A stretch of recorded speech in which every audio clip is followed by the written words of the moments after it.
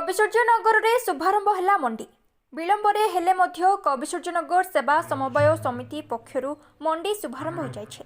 कविसूर्यनगर विधायक प्रताप चंद्र नायक मुख्य अतिथि भावे जोगदे मंडी उद्घाटन करथिबा बेले समवाय संपादक तोतोमसी परिडांक सभापतित्व अनुष्ठित सभारे समवाय सभापति मनमथ परिडा, जोगाण अधिकारी शिवराम मिश्र, मंडल सभापति अशोक कुमार जेना, सांसद प्रतिनिधि श्रीकांत महापात्र, राम प्रसाद महाराणा, शिवप्रसाद पंडा, विश्वजित महापात्र प्रमुख मंचासी नथिले।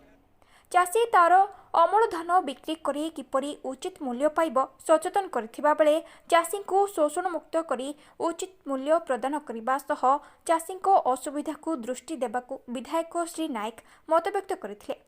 अनुष्ठित सभारे बहु चाषी जोग देई निज निज असुविधा को विधायकों को अवगत करथिबा जणा जायछे। Bureau report, viral news. आज कविसूर्यनगर सेवा समाज तरफ मंडी उद्घाटन उत्सव आरंभ होती। आज मंडी उद्घाटन करी बहुत खुशी लगिला। सरकार जो निष्पत्ति जे चषा भाई मान को सचेतन करवा, जो मंडी व्यवस्था अच्छी मंडी व्यवस्था से जोड़वा एवं ठीक समय धान बिक्री करी जमती तार ठीक पाउना पाइपर ताकू सचेतन करने दायित्व होची आमर।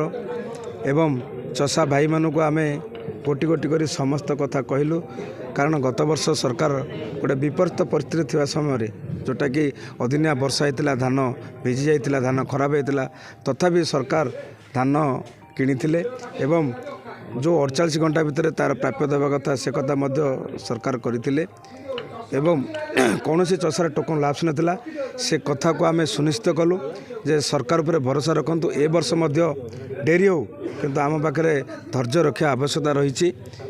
सरकार समस्त धान उठेबे, कौन सी टोकन लाभस हो नहीं एवं कटनी छटनी हम ना, ये कथा को सरकार सुनिश्चित करछंती एवं आमर विभागीय अधिकारी मानक आम कहीदेचु एवं सूचित करूँ जे कौन सी चषा हैरान कथा न हे और धान व्यवस्था धांगे समवाय सोसाइटी हो बा महिला ग्रुप हो किणवे एवं चषा मुहरे हस खेलने जो प्रयास सरकार करछंती ताकू केमती तल स्तर कार्यकारी करवा से कथा को आमे चषा भाई और भणी पाखे रखीचु। धन्यवाद।